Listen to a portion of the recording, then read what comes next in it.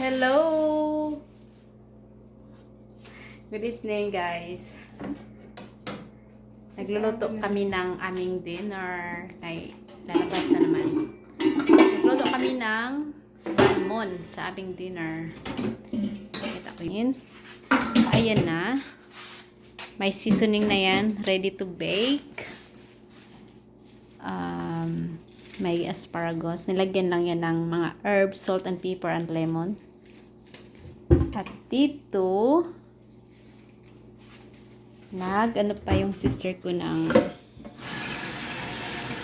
stir fry namin yung spinach with butter. Spinach kaya. Ganyan na mag-pronounce yung ano eh. Yung, nasanay ako sa French na pronunciation. Spinach ang tawag nila instead of spinach. Why you remove the steam? Nice na ito. Spinach. Wawash muna natin yan bago lutuin sa butter. Salt and pepper and butter.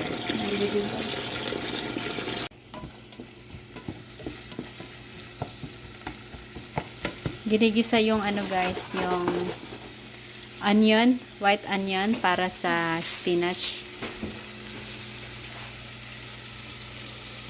Para pag nag-caramelize na siya, ibutang na ng spinach. Then, ito na rin ang aming baked sweet potato para sa salmon. Yes, I do. So, while we're cooking this, nag-prepare na yung aking sister. Ako yung taga-video.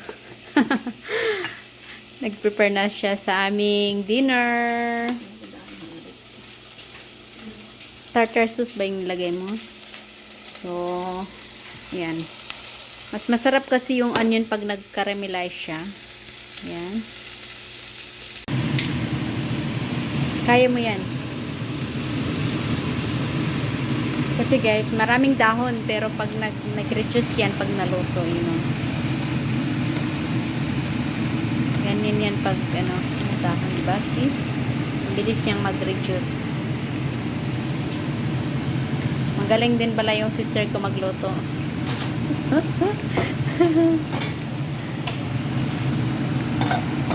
Ready, ready, ready.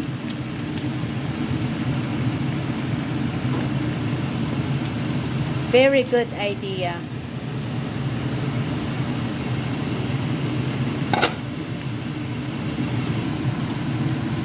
O, diba? Nagkasya ang lahat. Almost done. Seasoning na lang, salt and pepper. Marami yun kanina, oh. Ganyan na lang siya pag naluto. Kunting-kunti na lang. So, it's done. Just salt and pepper lang pang taste niya, guys. Tayo na parang butter niya, spinach lang. Butter, sure. Paibabaw.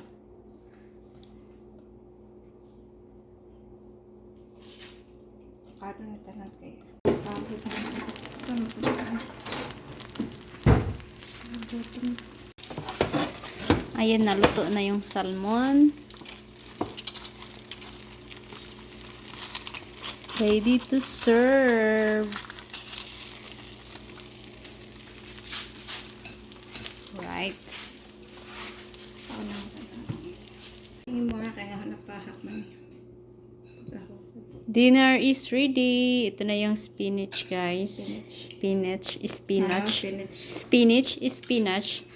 Ang sweet potato, bake, naka-bake, binibake yan. And everything is baked. But the spinach is we do stir fry. Sauté. And ang baked salmon